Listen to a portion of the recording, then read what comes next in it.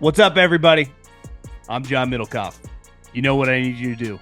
Subscribe to our YouTube channel. We got content for days reacting to every NFL game all the time, every single day. Subscribe, like the videos. Let's go. Okay, let's do a little mailbag. At John Middlekauff is the Instagram. Fire in those DMs. Get your questions answered here on the show. Here's the thing. We're going to go rapid fire because I got a lot. So trying to get to everyone. I know I'm still missing a lot, but I'm really trying. I really am. So if I've left you out, either re-hit me back up or keep firing in there. Question for the bag. If you were starting a franchise today, who are the guys you would take over CJ? The point of this is the future. So considerations keeping guys like Stafford out. Next 5 to 7 years. Well, I don't think the top 4 changes, right? Mahomes, Allen, Burrow, and Lamar they're locks to be the first 4 guys taken. Then I think you start having conversations. I think last year I had him as my 5th quarterback. I had him above Herbert. Jared Goff was coming off a really, really good year. Dak, Jalen, I just had him above all those guys. And then Jayden Daniels appeared. So I would say right now, again, we have more CJ Stroud information. I would take Jayden. But I think then you could have the conversation of him for the next 5 to 7 years in the mix of all these guys. Like, Eagles fans, like, you're taking Jalen Hurts? Like, yeah, I've seen Jalen play excellent in the Super Bowl. Like, can he throw from within the pocket for the next 5 years? I mean, that's a question mark. It's why he gets argued over all the time. What's Brock Purdy going to look like with all these randos? How's Jared Goff going to do without his offensive coordinator? Dak, what the hell's going on there? Right? So I think he's somewhere between 6 and 7 would come off the board. I think he's a lock to be a top 10 off the board, and I think he's probably either 6 or 7, depending on who you talk to. Did you see Jerry Jones said to the media that he offered Micah Parsons almost $200 million guaranteed? There's no way that's the case, right? Question for the pod. Jerry, I said this to Colin yesterday. I really think he's starting to lose it. I mean, hearing him talk, I think he's rambling on. Listen, Jerry's always had the gift of gab. He's a salesman. He's an elite salesman in his heyday. I think his heyday's over. If he was an athlete, he would get cut, right? If he was an artist, he would not be putting out any number 1 hits. If he was a chef, his restaurant would probably be going under. It's like you watch him talk, you're like, Jerry, how is this guy still so active here in front of the mic? Loves it, which, listen, to each his own. Some guys don't like it. Some guys like it. He's definitely not turning it off in his mid-80s. But I think everything coming out of his mouth, it's getting really bad. There's no disputing it. He hired Brian Schottenheimer to be his head coach. Saw Coward went on a rant about his backward visor. Big Vikes fans, you and Colin are my guys, but all I hear is the J.J. McCarthy reservations. While I understand some, I think everyone forgets that the organization said no to Aaron bleepin' Rodgers, who wanted Minnesota and said he would play for $5 to $10 million. Doesn't that speak volumes to the belief they have in JJ? We have a ready-now Super Bowl contending team. I agree. Yet the Vikes brass says we're rolling with JJ over Rodgers. I feel like that's forgotten, not discussed enough. Wouldn't that manipulate the thoughts and reservations about him from you guys, the media? Well, I think a lot of people look at Rodgers last year like it's over. I don't want to be in business with this circus, right? If it starts going weird, he goes on McAfee and starts turning on me. He's not playing nearly at the same level. I know he can still spin it, but he doesn't move as well. And the conversation wasn't just to sign Aaron Rodgers. Because I think week 1, Aaron Rodgers is a better player than J.J. McCarthy. Even if J.J. McCarthy's good, right? He's just veteran. He's just going to be better immediately. The circus he brings in and the attention, also what it does to J.J., it's like this could derail any chance he's ever good, right? I mean, there's a huge risk. There are variables signing Rodgers that are different than, signing other quarterbacks, right? So I think it's more than just a belief in JJ. It's just, did we want to be in the Aaron Rodgers business? Think of the last couple quarterbacks, Kirk Cousins and Sam Darnold. Pretty low-key quarterback operation, right? Even JJ is good or bad. Like he's kind of a low key, high level cat. Not that Aaron's not. I mean, all kumbaya right now in Pittsburgh, but he's probably the most famous guy now that Brady's retired in the NFL. Right? I guess Travis with Taylor Swift would be near the top and Mahomes, but so the hoopla of his fame, it's hard to be really famous. Like, would also if Aaron shot, can you bench him in week 6 for JJ? So all that stuff is discussed when they said no to him. So I think it's more than just they think JJ McCarthy's better than Aaron because I don't think it's just that simple. But I hear what you're saying. And listen, here's a simple reality when it comes to JJ McCarthy, more specifically than any other quarterback. We have no clue, absolutely none, how it's going to go. None. Like, I think I got a pretty good idea how Caleb Williams plays. I've been watching Caleb play for like 3 straight years. He's kind of always played the same. So I'll be a little stunned if he plays differently. Like, I think I have a pretty good idea what I'm going to get, right? Like, I kind of know what I'm going to get with Bo Nix. I'd say I don't quite know with Drake May and Josh McDaniels. I'll have to see what that offense. I know what Michael Penix looks like. I've seen him sling that pill for years at Washington. I got no clue what JJ's going to look like. Passing offense? Well, he's never played in a passing offense. How's that going to work? What expectations do you have for DK in Pittsburgh? They made the trade and gave him a ton of money, but he really hasn't come close to his best season, which was 2020. With the aging Rodgers new system, will he have a good year? Do you expect? This is a good question because you can probably get him a little bit as a fantasy sleeper. I think the last couple years for him, now he's been a little banged up, but I think the first 3 years, I don't know if no one had more touchdowns in NFL history, but he's right near the top. His first 3-year production from a touchdown standpoint was 7, 10, 12. So he had 29 touchdowns through his first 3 seasons and did not miss a game. 19, 20, and 21. 2022, he had a good year. He had 90 catches, 6 touchdowns, but 1,000 yards. Last year was weird. Now he got banged up, 66 catches, 5 touchdowns. I think they would take the 23 season where he was a full-time, he didn't miss a game. Well, I guess were they playing 17 games in 23? I think they were. So maybe he missed 1 game. He had 66 catches and 8 touchdowns and averaged almost 17 yards a catch. Would they sign up for that right now? 16 games, 66 catches, 17 yards a catch, and 8 touchdowns. I think they would. I think in a perfect world, they'd probably like the catches to be closer to 80. But I think 17 yards a catch and 8 touchdowns and playing basically every game, I think that's what they're shooting for. Because last year, he averaged less than 2 yards. 23 was his highest yards per catch. Like, you want him to be an explosive down-the-field guy. And if you think about Rodgers' best wide receivers over the course of his career, Jordy, Devontae, they were not players like DK Metcalf. When has he ever played, Greg Jennings, Donald Driver, Garrett Wilson? He's never really had, DK doesn't really exist throughout the history of the league. But it'll be interesting to see how it works, but I think they would sign up right now for 8, 9 touchdowns.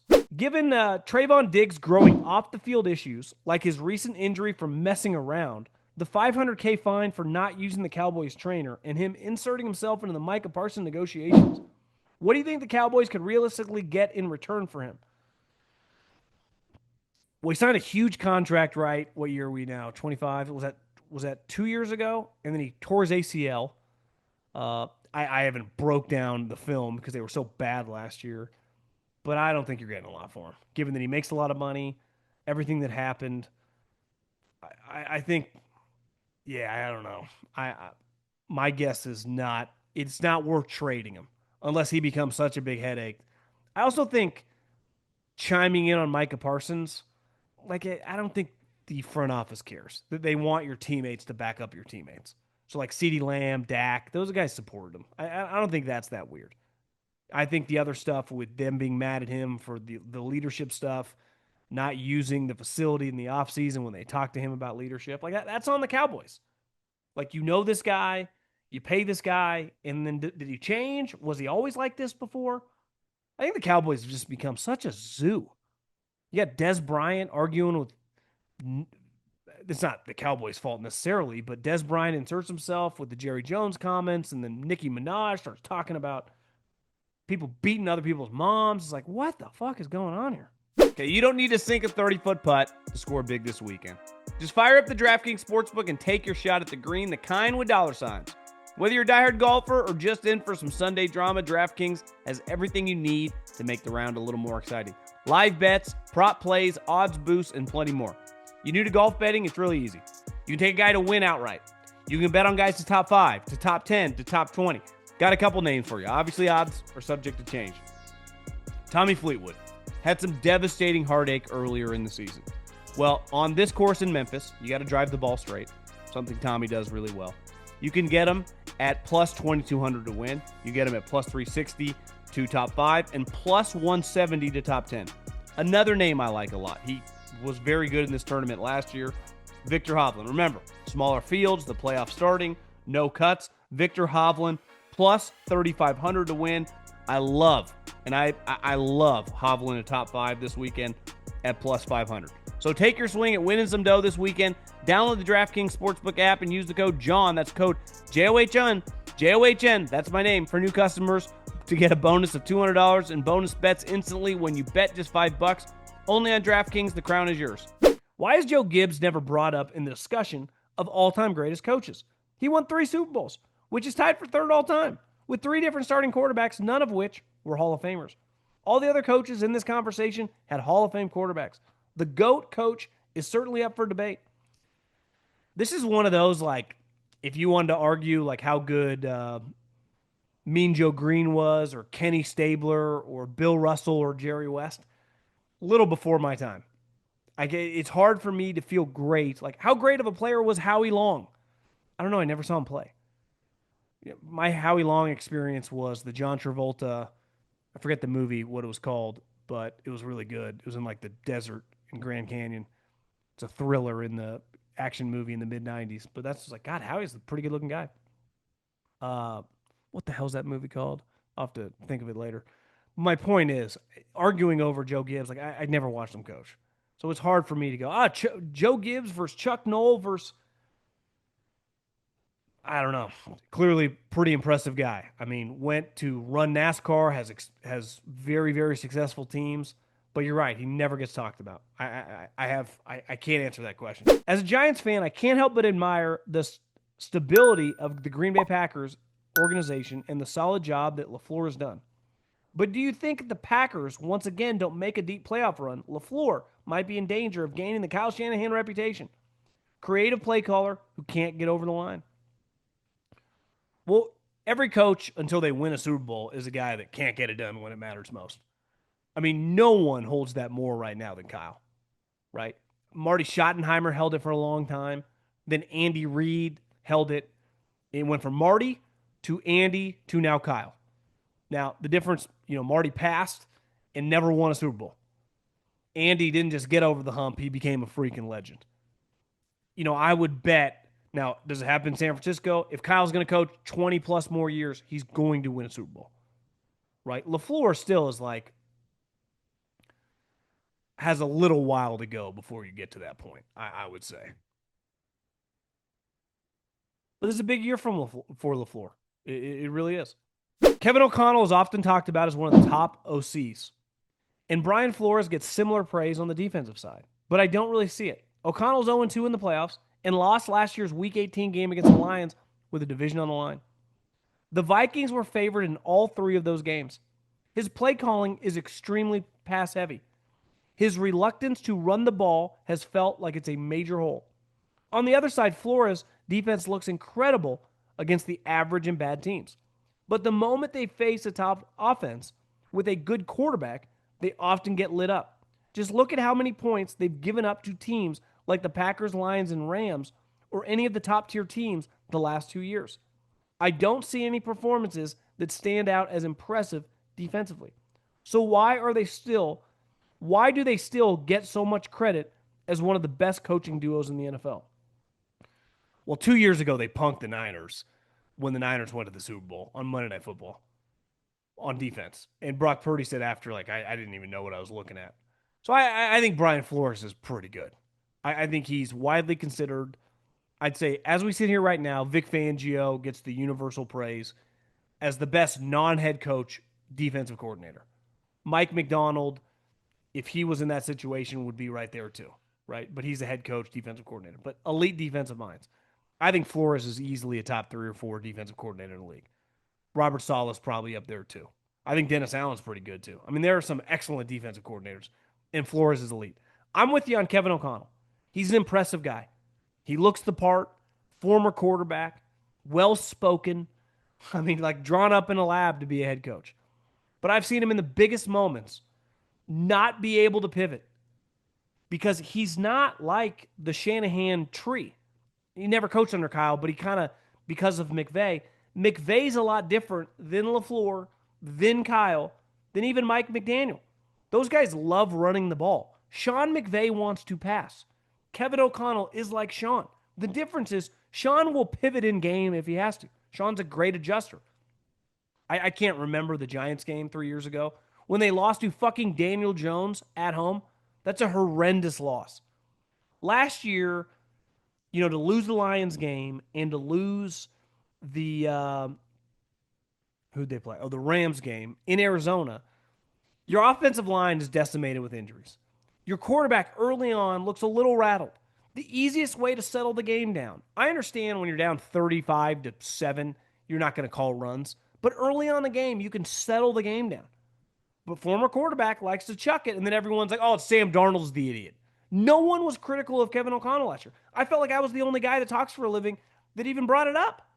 Besides, if you're like a local guy or a fan, like every national guy's like, Kevin O'Connell can do no wrong. Well, I don't know. Can he win a playoff game first? Yet he's compared to like Kyle and McVay. Matt LaFleur went on the road and won a playoff game.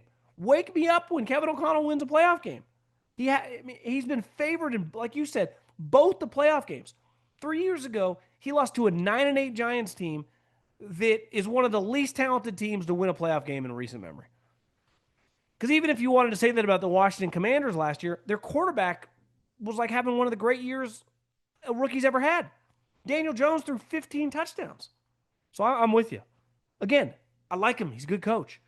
But he gets talked about like he's second coming of Bill Walsh. Question for the bag. What was your reaction when you became a scout for the Eagles? Could you believe that you were technically in the NFL? When you got fired, did you try to get another scouting gig? Or would you if a team called? I would say I was pretty thrilled. I mean, I had paid for my flight to interview. Typically, like once you get in the league and you're interviewing with other people, they fly you out, they put you up. In 2010, when I was a GA and I got hired in Philly, I paid for my flight out there. I paid for my hotel, which was in the hood and was basically like a prostitution ring being run out of there. But, I had to pay for it. And I'm 24, 25 years old. I don't have any money. So I get the cheapest flight possible. I get the cheapest hotel room possible. And I got the job on the spot, and it was pretty exciting. It was pretty cool, I'm not going to lie. But, getting offered 22 grand, no health insurance, I was doing like cartwheels down the street. I went out, had some cocktails, and had dinner somewhere in South Philly. I don't know. It was cool. It was an exciting time in a young man's life.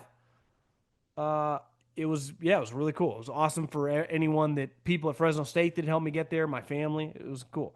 When I got fired, I did try, but I just didn't know that many people in the NFL. Now, like looking back, I got friends all over the place. I know way more people sitting in my chair now than I did then. I'm not, never, this is what I do for a living. But I kind of tried. I called around, but didn't work out. At the time, it worked out big picture for me. You start looking in the mirror, you go, I graduated college with, an ag business kind of degree. Then I got a master's degree in like sports management or something. I got multiple degrees. I've only worked in football at Fresno State and in the NFL. And then you get fired. Even if I wanted to pivot, I'm like, how could I walk into a job if I wanted just like a more normal job, like to sell insurance or go work at Facebook or I don't know, go work at Bank of America? It's like, what have you been doing? It's like, yeah, I've been evaluating the practice squad of the Green Bay Packers and the Arizona Cardinals. Like, do you know anything about interest rates? No, but I really have a good feel for the backup guard situation for the New England Patriots. It's like, oh, you want to talk about? There's a couple young sophomores at the University of Washington. I think we should keep an eye on to hire here at the bank. No, linebacker and tight end. I think they got a bright future. You start thinking, you're like, my skills and what I've learned, and I feel pretty confident in those skills. And if someone would have hired a young John when he was down and out back in the league, I would have been equipped to handle whatever role. I'd worked in house, I'd worked on the road. But if I had gone and tried to get a normal job outside of football, I didn't have any skills. I remember, you're just kind of desperate because you're like 28, 29 years old. You don't really know what to do at the time, especially the first couple months.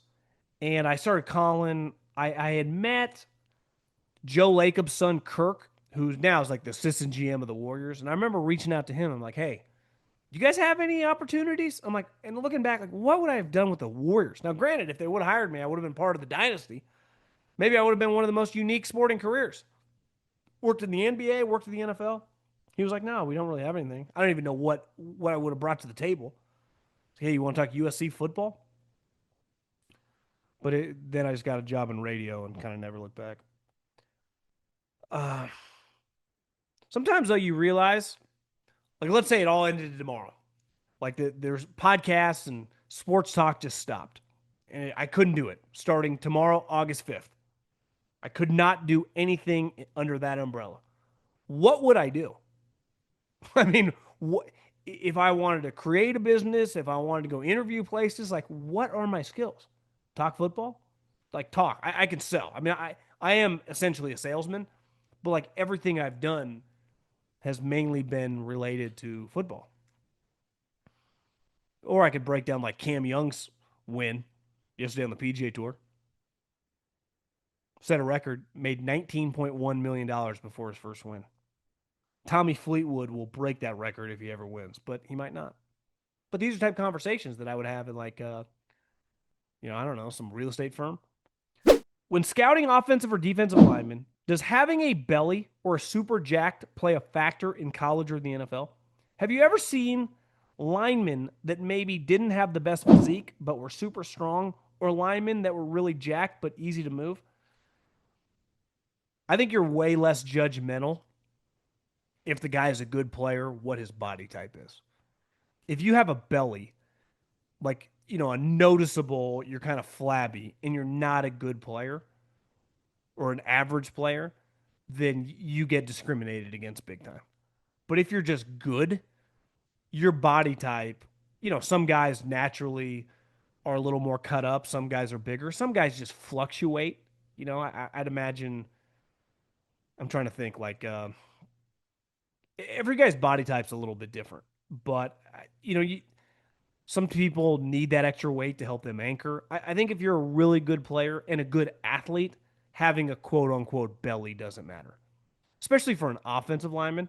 I think sometimes with a defensive lineman, it goes, hey, this guy could lose a little weight, especially if I got a belly and you're playing at 330. It's like, hey, if you cut 15 pounds, you would be that much more explosive. I saw Jordan Davis, the Eagles defensive lineman, has I think dropped like 25 pounds and looks good. So I think one knock on him is he'd get out of shape and it would hurt his ability to play late into games. So if you have a quote unquote belly and you're good and you're in shape, like you just got to carry that weight to slow guys down. I can't think of, some guys get big. Trent can get big. I mean, last year I thought when he showed up after holding out, he looked like he was 380 pounds.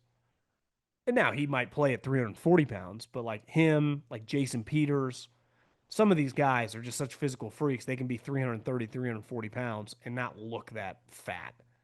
And some guys, like Lane Johnson's a good example. Joe Staley was like this.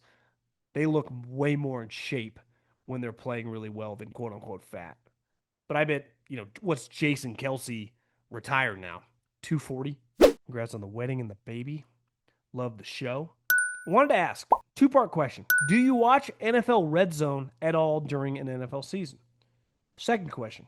What do you think of ESPN buying Red Zone? All my friends watch Red Zone and we love not having commercials. Just curious if you think Red Zone will change and have more commercials with ESPN as the owner. Well, typically my setup in this office, we actually might be moving offices here, might be building one on the side of my house and then looking to have one just outside of the house as the family expands so we can have a little separation between home and work. But I have to have multiple TVs, and I typically throw up all the games, right? Especially now with YouTube TV, I have a 60-inch TV and like a 40-inch TV, and I can have like 6, 7 games going. Now, if we get to a number where I have an extra box, I will put on Red Zone.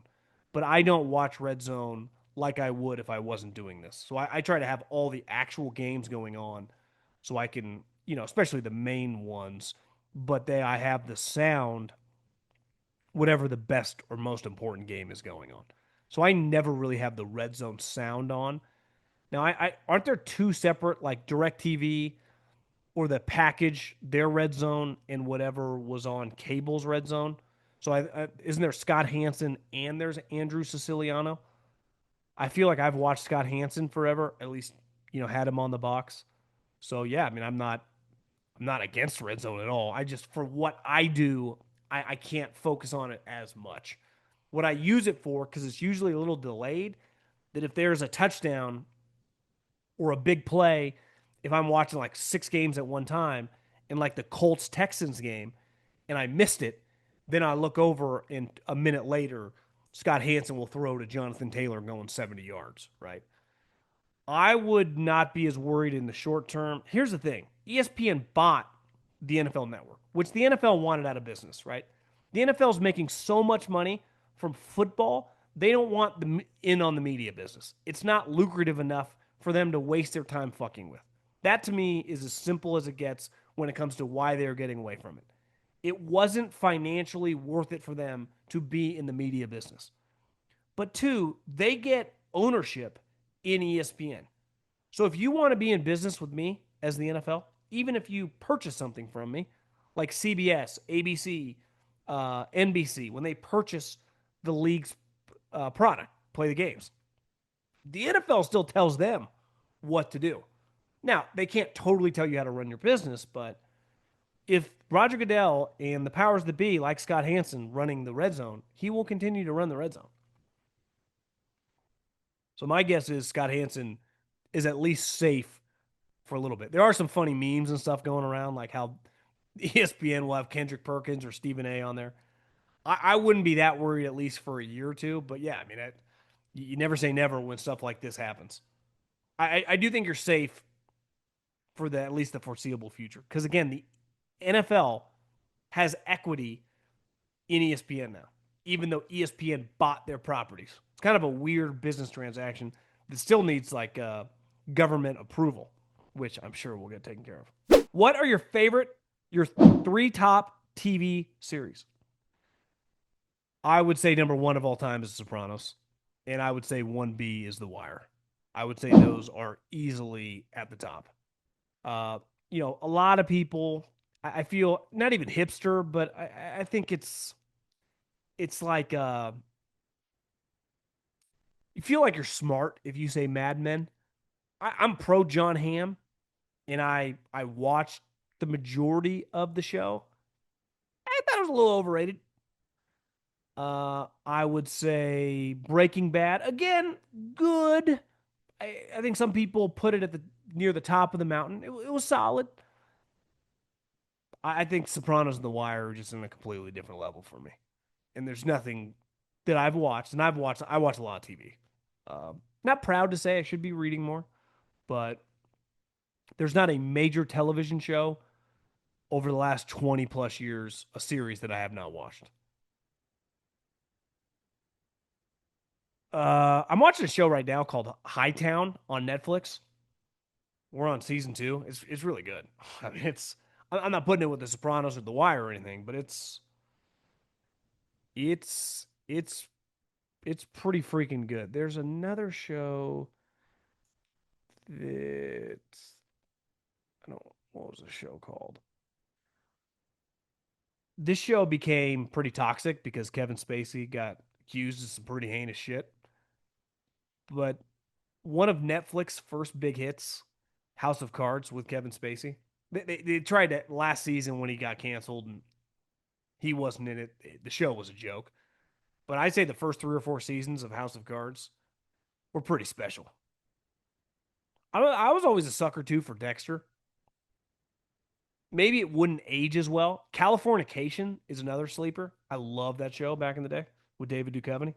Question for the bag. With all the NFL contract talk about Parsons, talking about Jerry tried to do a backdoor deal without his agent, it got me thinking, do you think players in the past have gotten paid a little something extra under the table to avoid hurting the cap? That is 100% your question has been talked about for decades. And the answer is yes. Think about all the different industries we all work in. And listen, with technology, it is I couldn't walk into the Ferrari dealership and hand them $250,000 cash in a bag for a Ferrari, right? You're not allowed to do that. I couldn't knock on the door of a house and say, "Hey, I'll offer you $2.5 million. I have it in 2 briefcases." Like this isn't the 70s or the 80s. So there are levels in which you have to do stuff. But one thing that I think definitely happens is the team helps players get marketing deals, especially with their sponsors. So if you play for team whoever and you are a key player and I give you my bank, who is a big sponsor of my airline, and they pay you money, right? Now you do stuff for them, but I facilitate that deal. I mean, people always said Tom Brady, the his what was it called? TB12. His office was in the Kraft building across the street from Gillette. I mean, that to me is nothing. What's $5,000 rent a month for? But it's like, who knows what Robert Kraft? Guess what? It's called business. I'd do it too. But there's a difference of like, can I buy the guy a $10 million mansion in my community? Like, I don't think you can do stuff like that. But I think uh, stock tips, business ventures. I know the 49ers had a lot of guys invest into the soccer team internationally. Now, that's above board. Like, you can just be an investor in stuff. But yeah, I mean, I think a lot of shady stuff has happened over the years in all sports. I mean, the Warriors have been funneling those guys' deals forever. Question for you. I recently saw a clip of you and Colin talking about top 10 quarterbacks of all time and noticed Brees and Rodgers getting left out for guys like Bradshaw and Aikman. I don't think you saw my list because I do not include Troy Aikman and Terry Bradshaw in my top 10. Aaron Rodgers is better. Troy Aikman's more accomplished, clearly, than Aaron Rodgers. Aaron Rodgers is a better player. I can't even speak on Terry Bradshaw. He played before I was alive. But I would have Aaron Rodgers. Drew Brees is unique. I mean, he's a first ballot Hall of Famer, but he's a dome quarterback. So these guys that play outside in inclement weather, like to me, Rodgers is on a different tier than Drew Brees. Both some of the great quarterbacks of all time, but to me, Rodgers is closer to top 5 than Drew Brees is sneaking into the top 10. But I don't put Troy Aikman as a top 10 quarterback. No shade at him. I just big Commanders fan and season ticket holder. I think the take that Jayden will have a sophomore slump because CJ Stroud struggled at times last year after losing all 3 of his starting receivers is lazy analysis. I also think it's disrespectful to CJ. I don't think it's about lazy analysis or anything. I think you got to be very careful that putting together elite careers, like good players have a down year. And early on in your career, the more information these defensive coordinators have on you, the more difficult it gets. I'm with you. I would be stunned if we look at the Commanders and their offense feels like the Houston Texans did last year. But Terry McLaurin is a question mark. And I would say the more and more Cliff Kingsbury has coached, typically as the years have gone on, it happened in Arizona. Now, obviously, Jayden I like more than Kyler, but like, has he adapted? Has he changed?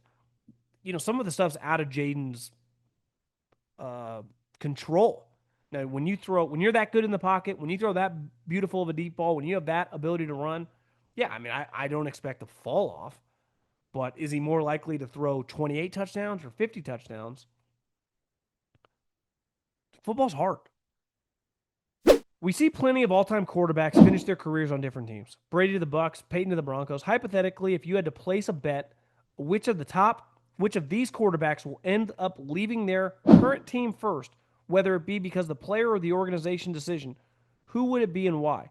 Patrick Mahomes, Josh Allen, or Lamar Jackson? I would say Patrick Mahomes 1,000,000% would be dead last on the list of going to another team. Um, Listen, you never say never, like you said, Peyton and Tom Brady, but it would have to get really, really ugly. I would say Lamar just because I think that's a good question. I don't know, but Josh Allen would get hurt too. I'd probably go 1A Lamar, 1B Josh, and then like at 25 Patrick Mahomes. I wouldn't even include any of those three. I'd include Joe Burrow. I would say Joe Burrow. I mean, look what Carson Palmer once upon a time did. I quit. So I would say Joe Burrow would be the guy over Josh Allen and Lamar Jackson. I mean, Lamar Jackson won 2 MVPs and could have won his third last year. Josh Allen just won the MVP. These guys aren't going anywhere. It'd be Joe Burrow. Do you see Roger Goodell pulling an Adam Silver and forcing a star player to a great team? I say this because what would Joe Burrow look like with Sean McVay? Speaking of Joe Burrow, uh, a lot of people have said, John, conspiracy conspiracy theorist like you saying that Adam Silver forced Luka to the Lakers and then gave the Mavericks Cooper Flag. The difference is the reason that conspiracy theory was somewhat believable is because markets really matter in the NBA. The NBA finals with Indiana and Oklahoma City for like a stretch of their 3 games, game 2, game 3, game 4, and game 5, so really 4 games, did like 2 million more views than the Hall of Fame game. But if it had been Lakers Knicks, they would have done 20 million people watching. Last year, the World Series, Dodgers Yankees, what happened? Huge ratings. Baseball and basketball are very dependent on the markets and the superstar players, but the superstar players on the big markets. The NFL is unfazed. You can have Chiefs, Cardinals, and 100 million people are going to watch. Now, if you got Giants, Cowboy, or I guess you couldn't have. If you got Cowboys, I'm trying to think who's the biggest team in the AFC. Well, I mean, technically it's the Chiefs. It just doesn't matter. It just does not matter. Cowboys haven't made the conference championship game in 35 years, and it has not mattered. 35 years? 30 years. It's a great question, though. We'll end on this. Saw the other day you were discussing what defines a war daddy, and you mentioned Mahomes, Lamar, Burrow, but left off Hurts. By your definition, in what we've seen, he's proven to be just that. Yeah, I would include him. I can't list everybody all the time. I think a lot of these quarterbacks are really tough. I think most good quarterbacks are tough guys. It's hard to be a good quarterback and not be a tough guy. And Jalen is, I mean, you can't be that good at the tush push and be that strong and not be a tough SOB. So, yes, I would say Jalen Hurts is a war daddy. But most good quarterbacks are going to be, war daddies, right? Especially running quarterbacks. Lamar, Cam Newton, Michael Vick, Jalen Hurts. Listen, Kyler's not a wuss. Jayden Daniels. I think these guys, it's hard to be a good quarterback, especially if running is part of your repertoire and not be pretty dynamic with your physical toughness and mental toughness. So I would say, yes, Jalen Hurts would fall into the category of war daddy.